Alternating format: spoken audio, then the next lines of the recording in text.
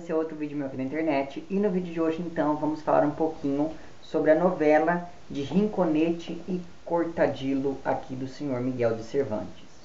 Estou fazendo esse vídeo agora, já, antes do meio do mês. Por quê? Porque eu falei pra vocês que eu iria fazer aquele vídeo sobre o Pierre Menard. Mas qual é o problema? O problema é que para eu fazer aquele vídeo eu preciso ler o conto com mais calma várias vezes para eu poder elencar as coisas que eu quero falar. Muito bem, eu ainda não tive tempo de fazer isso. Por quê? Porque os dias que eu tirei para fazer isso, que foram quinta e sexta-feira, aconteceu uma coisa muito interessante comigo que foi... não sei se você sabe, mas eu gosto muito da Jut Jut. E a Jut Jut veio aqui na UFSCar. Pois bem, Jut Jut é aquela youtuber famosa. Enfim, e daí ao invés de fazer um vídeo, eu fui ver a Jut Jut. Me desculpem, mas enfim... e daí o que acontece? Acontece que, né, Pierre Menard foi ficando ali esquecido e tal, etc. Enfim, o fato então é que enquanto eu estou preparando o vídeo do Pierre Menard, eu resolvi ler aqui essa novela para poder comentar um pouquinho com vocês. Certo? Então essa novela vai falar basicamente da história desses dois amigos que são o Pedro del Rincón e o Diego Cortado, mais conhecidos como Rinconete e Cortadillo. E esses dois amigos, eles têm ali por volta dos 16, 17 anos. E o que acontece? Eles acabaram meio que fugindo de casa, eles não se conheciam antes. A novela vai se iniciar justamente no momento em que eles se conhecem. E o fato então é que o destino meio que começa a aproximar esses dois rapazes que se encontram ali em uma espécie de estrebaria quando a novela vai começando. E daí o que acontece? Acontece que esses dois têm muita coisa em comum, mas a principal coisa em comum que eles têm é que ambos são meio que ladrões. Um era filho de um alfaiate, e aqui tem uma nota falando que os alfaiates tinham fama de ladrão, e a gente vai entender um pouquinho por quê, porque ele é tão habilidoso na arte da alfaiataria que ele consegue desfazer a costura de um bolso sem que ninguém perceba e tirar o que tem lá de dentro, enfim. Esse daí no caso é o Cortadillo. Enquanto que o Rinconete, ele é muito bom em jogar cartas. Então ele tem um baralho, esse baralho tem umas marcas que só ele conhece, de modo que ele sempre joga 21 com as pessoas e ele sempre ganha. Então os dois não valem uma pataca, na verdade, enfim. E é justamente por conta disso que eles acabam se aproximando ali e formando uma espécie de sociedade. Então o que acontece? Eles começam a jogar ali naquela estrebaria, eles estão ali naquela estrebaria, eles começam a jogar 21 como se estivesse valendo dinheiro.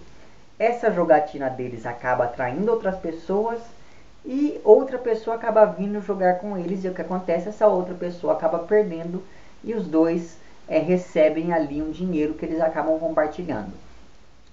Neste meio tempo chegam outras pessoas, chega outra caravana ali nessa estrebaria onde eles estão, e eles acabam seguindo viagem junto com esta caravana. Enfim, o fato então é que no fim das contas eles acabam roubando essas pessoas também e chegam em uma cidade, eu não sei se é Saragoça, não me lembro mais, mas enfim, é uma daquelas cidades famosíssimas da Espanha. Mas o fato então é que chegando lá, eles resolvem que eles precisam arranjar um jeito de roubar muitas pessoas, porque aquela cidade era uma cidade grande, então eles podiam roubar sem ser percebidos. Muito bem, então o que acontece? Acontece que eles vão começar a trabalhar como... Eu não sei se existe uma profissão que se assemelha a isso hoje em dia, mas talvez seja um entregador. Sabe aquela pessoa que tipo você vai no mercado e daí você pede para a pessoa entregar na sua casa? Uma coisa parecida com isso. Enfim, o fato então é que eles começam a trabalhar nisso e eles veem nesse tipo de serviço um modo de roubar as pessoas sem que elas percebam, porque afinal de contas assim eles vão ter acesso às casas dessas pessoas e às compras dessas pessoas. Então eles começam a roubar daqui, roubar dali, e um deles acaba roubando então um sacristão. E daí o que acontece? Acontece que esse sacristão acaba desconfiando e vai tomar satisfação com ele. Ele acaba enrolando o sujeito e rouba inclusive um lenço dele depois de enrolá-lo. Enfim, só que qual que é o problema? O problema é que nisso um outro rapazinho, um outro entregador acaba vendo tudo e fala: eu sei que vocês são ladrões, mas todo ladrão aqui de Saragoça precisa se filiar a um, digamos assim, poderoso chefão. Então perceba que o Cervantes, ele já falou aqui de estupro, ele já falou aqui de loucura, ele já falou aqui de casamento por interesse e ele fala aqui também da máfia do século XVII.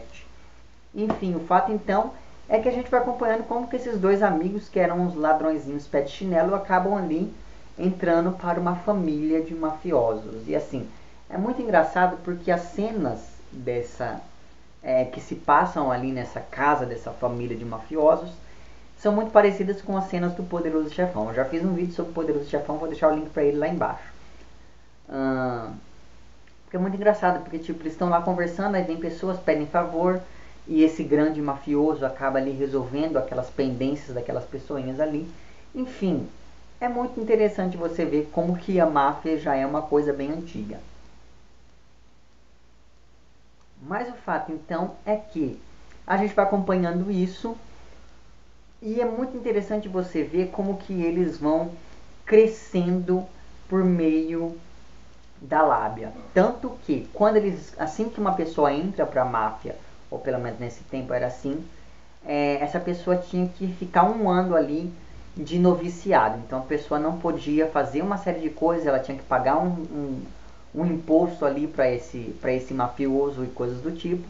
Só que eles são tão bons de papo que eles conseguem ali se livrar desse período e já entram ali como mafiosos poderosos ali dentro dessa organização.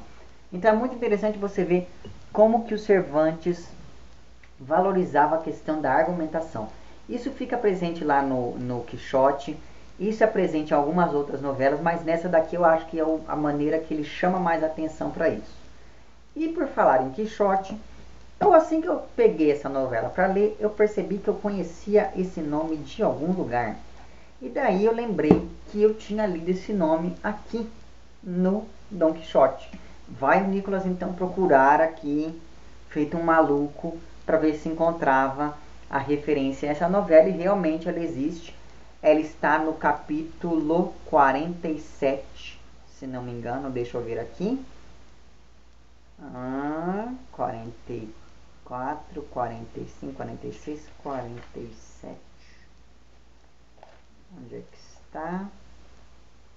Exatamente, ela está aqui no capítulo 47 da primeira parte do Quixote. Nesta minha edição aqui, ela está na página 485. Então é muito interessante pensar que, apesar desse o Quixote de 1605, esse daqui é de 1612, se não me engano. É interessante você ver como essa novela já estava aqui e como que o Cervantes estabelece um diálogo ali entre as suas obras, né? Enfim, me deu até vontade de reler esse trecho do Quixote. E uma coisa interessante é que aqui nesse trecho eles relacionam esta novela com uma das histórias intercaladas da primeira parte do Quixote. Enfim, então preciso reler pelo menos aquela história para ver se tem alguma coisa a ver mesmo, ou se é só uma coisa tipo, vamos colocar o meu livrinho aqui. Enfim, era isso então. Eu não vou falar de muito mais da história, porque senão, né, eu não vou falar de cada historinha, de cada pessoinha que vai lá pedir favores para eles. Mas enfim, dentre as novelas, eu achei essa a mais chatinha. Não que ela seja ruim, mas sei lá, perto, por exemplo, da novela do Licenciado Vidraça, ou da novela da Força do Sangue, ela não é tão boa quanto essas que eu acabei de citar. De qualquer modo, fica aqui a dica desta novela, que também é muito interessante, para que você veja como era a máfia espanhola do século XVII. Enfim, era mais ou menos isso então. Se você gostou do vídeo, não esqueça de curtir e de compartilhar.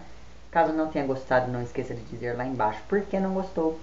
Se você está inscrito no meu canal, muito obrigado pela sua inscrição. E caso não esteja inscrito, se inscreva também lá embaixo.